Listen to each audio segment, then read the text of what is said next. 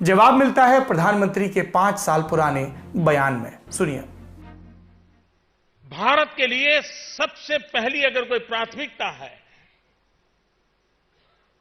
तो देश के नौजवानों के लिए रोजगार उपलब्ध कराना।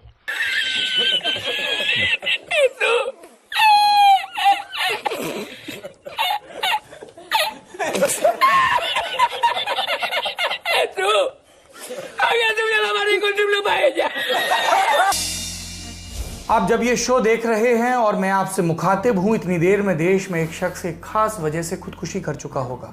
वो शख्स मेरे पड़ोस में, मेरे शहर में हो सकता है, आपके शहर या गांव में हो सकता है, कोई लड़की हो सकती है, कोई लड़का हो सकता है। देश का युवा क्या चाहता है?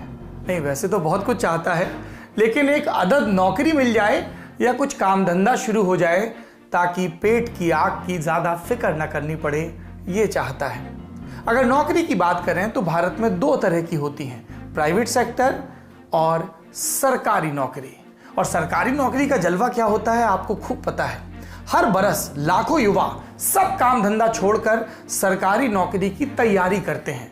कभी कोचिंग जाते हैं, कभी टेस्ट पेपर सॉल्व करते हैं, लेकिन आवेदन, एडमिट कार्ड, परीक्षा, रिजल्ट और ज्वाइनिंग को लेकर होने वाली लापरवाही उनकी उम्मीदों को कुचल देती है। केंद्र सरकार के स्टाफ सिलेक्शन कमीशन से परेशान इन युवाओं की आज विस्तार से बात होगी लल्लन टॉप शो में। क्यों ये सब काम छोड़ के, पढ़ाई और रिवीजन छोड़ के एक हैशटैग को ट्रेंड कराने में लगे रहते हैं, इनकी तकलीफ क्या है और नरेंद्र मोदी की सरकार इस पर ध्यान क्यों नहीं दे रही। हम एक बार फिर प्रधानमंत्री को उनका ही 6 साल पुराना ये बयान याद दिलाना चाहते हैं। भारत के लिए सबसे पहली अगर कोई प्राथमिकता है तो देश के नौजवानों के लिए रोजगार उपलब्ध कराना। देश की प्राथमिकता युवाओं को रोजगार देने की अगर नहीं है तो भी अब होनी चाहिए। प्रधानमंत्री देश की युवा शक्ति पर गर्व करते हैं। अंतर्राष्ट्रीय मंचों से कई बार कह चुके हैं कि भारत की ताकत भारत के युवा हैं, और ये युवा जब बेरोजगारी को लेकर अपनी समस्या रखते हैं तो सरकारें पूरा ध्यान नहीं देती। हम उम्मीद करते हैं कि सरकार युवाओं की इन मांगों पर ध्यान दे ताकि आगे से सृजन वाली शक्ति रोजगार मांगने, सरकारों के खिलाफ प्रदर्शन करने और फॉर्म भरने के बाद नौकरियों के इंतजार में जाया ना हो। आप जब ये शो देख रहे हैं और मैं आपसे मुखातिब हूं, इतनी देर में देश में एक शख्स एक खास वजह से खुदकुशी कर चुका होगा। वो शख्स मेरे पड़ोस में, मेरे शहर में हो सकता है, आपके शहर या गांव में हो सकता है, कोई लड़की हो सकती है, कोई लड़का हो सकता है, 20 साल का नौजवान या 35-40 साल का कोई आदमी। हर एक घंटे में ऐसे खुदकुशी करने वालों में एक नया नाम जुड़ता जाता है, आंकड़े बढ़ जाते हैं, पहचान बदल जाती है, लेकिन खुदकुशी की वजह इसमें कॉमन होती है। भारत में हर घंटे एक आदमी बेरोजगारी या पैसों की तंगी या कर्ज में डूबने की वजह से आत्महत्या कर लेता है।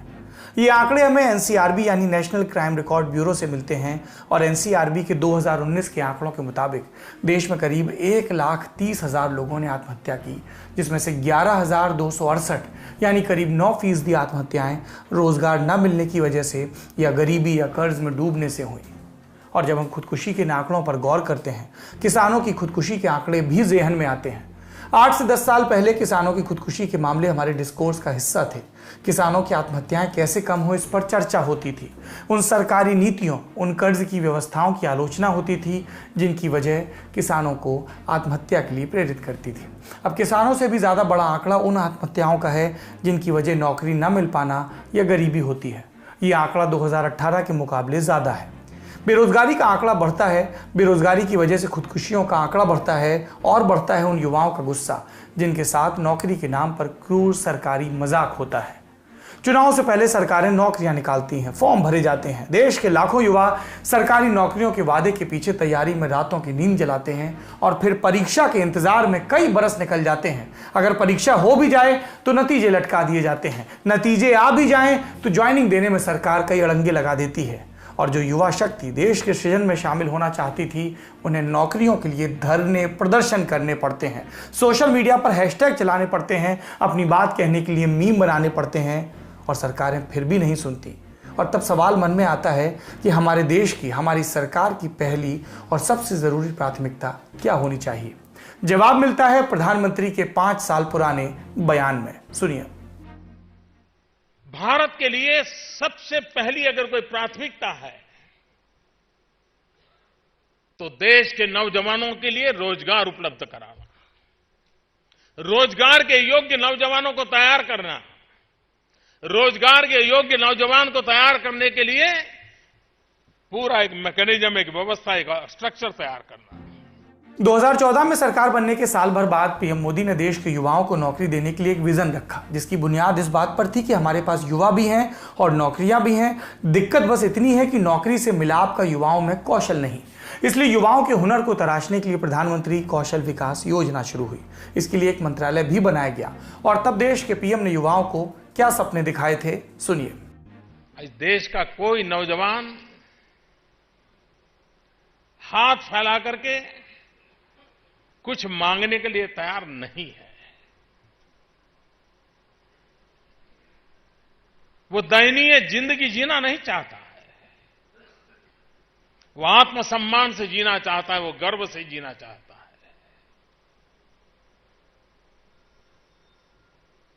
स्किल, कौशल्य, सामर्थ्य ये सिर्फ जेब में रुपये लाता ऐसा नहीं है, वो जीवन में आत्मविश्वास भर देता है।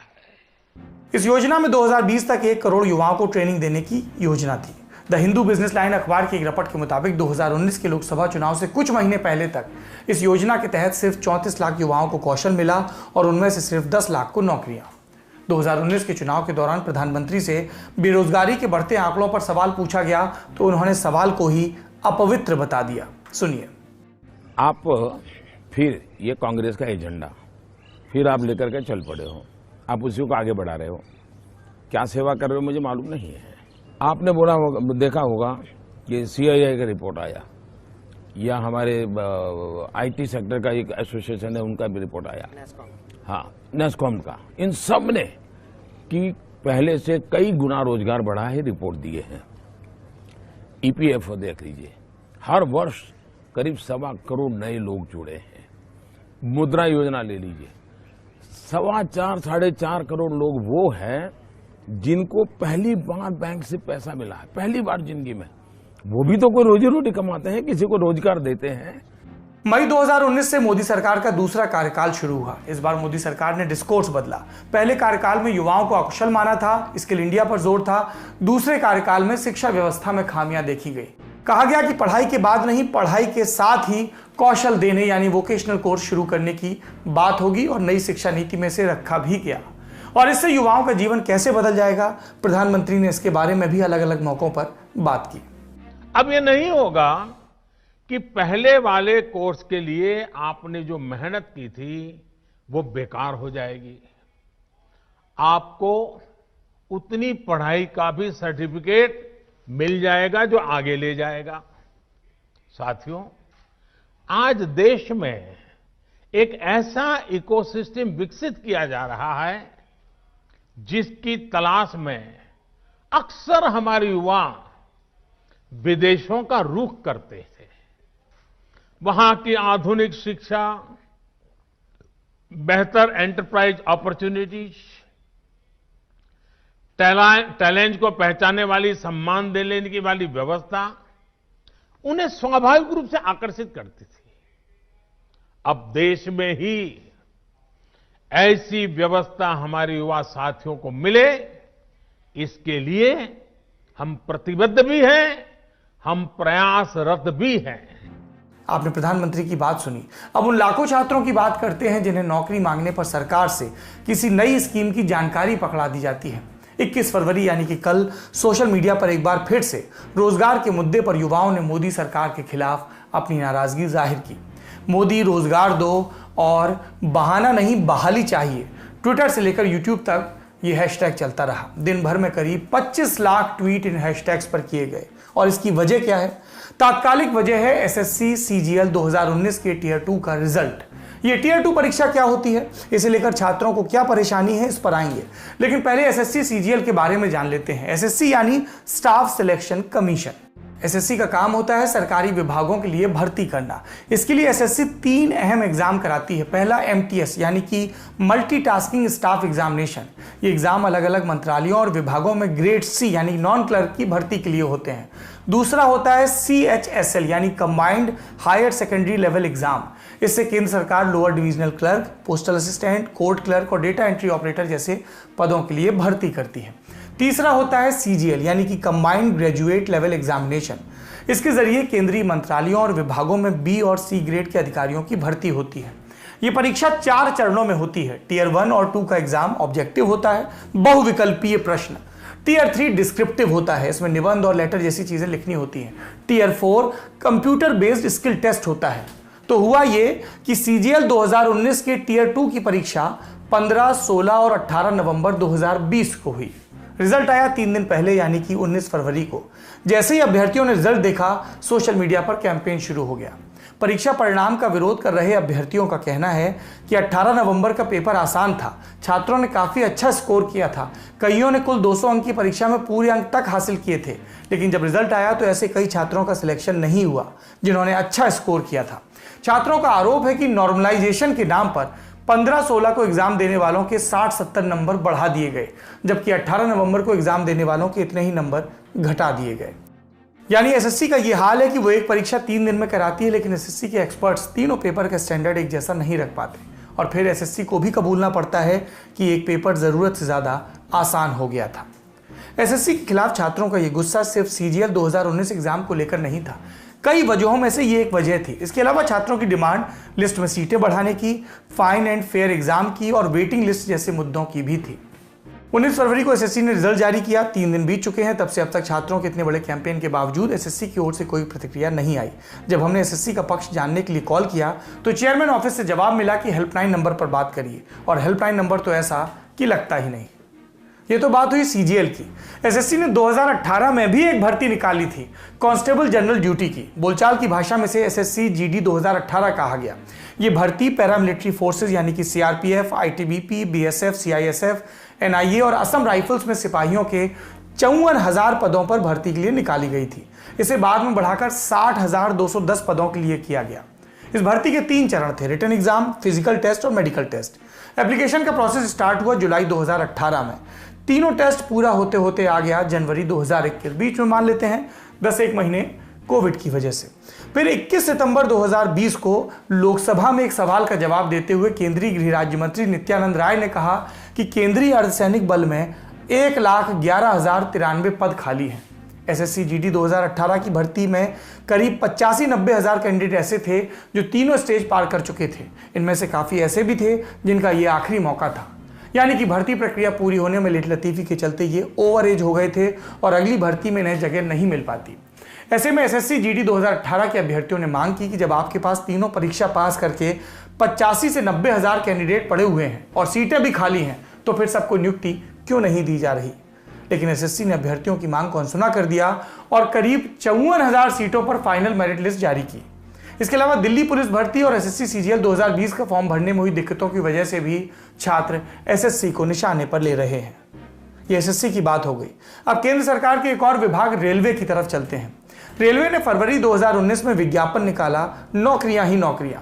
NTPC यानी नॉन टेक्निकल पॉपुलर कैटेगरीज में 35,208 पोस्ट की वैकेंसी, जिसमें clerk, ticket clerk, goods guard, station master जैसे पद थे जिन पर भर्ती होनी थी। इनके लिए आवेदन करने वालों की संख्या 1,26,00,000 के लगभग थी। जून और सितंबर 2019 के बीच इनकी परीक्षा आयोजित होनी थी। फिलहाल 2021 का फरवरी लगभग जाने वाला है और NTPC के पहले स्टेज का एग्जाम अब तक पूरा नहीं हो सका है। आपको याद होगा पिछले साल सितंबर में किस तरह छात्रों ने बेरोजगारी के खिलाफ जमकर प्रदर्शन किया था। तब नतीजा ये हुआ था कि NTPC के एग्जाम की डेट RRB ने घोषित की थी। 28 दिसंबर 2020 से पहले स्टेज का कंप्यूटर बेस्ड टेस्ट एग्जाम शुरू हुआ, जो अभी भी चल रहा है। इसके बाद दूसरे स्टेज का कंप्यूटर बेस्ड टेस्ट होगा, फिर मेडिकल और टाइपिंग टेस्ट। इसके बाद डॉक्यूमेंट वेरिफिकेशन और फिर जाकर नियुक्ति मिलेगी। NTPC के साथ ही रेलवे ने ग्रुप D की भी भर्ती निकाली थी। 1,03,769 पदों की भारी भरकम वैकेंसी, 1,15,00,000 के लगभग इसमें भी आवेदन आए थे। सितंबर-अक्टूबर 2019 में एग्जाम का शेड्यूल था। परीक्षा अप्रैल से जून 2021 में प्रस्तावित है, यानी कि अब तक नहीं हुई। एसएससी और रेलवे ये केवल 2 केंद्रीय संस्थानों की स्थिति है जिनसे युवाओं को सबसे ज्यादा नौकरी की आस होती है। राज्यों के भर्ती आयोगों का हाल और भी खस्ता है, उन पर भी कभी बात करेंगे। हम एक बार फिर प्रधानमंत्री को उनका ही 6 साल पुराना ये बयान याद दिलाना चाहते हैं। भारत के लिए सबसे पहली अगर कोई प्राथमिकता है तो देश के नौजवानों के लिए रोजगार उपलब्ध कराना। देश की प्राथमिकता युवाओं को रोजगार देने की अगर नहीं है तो भी अब होनी चाहिए।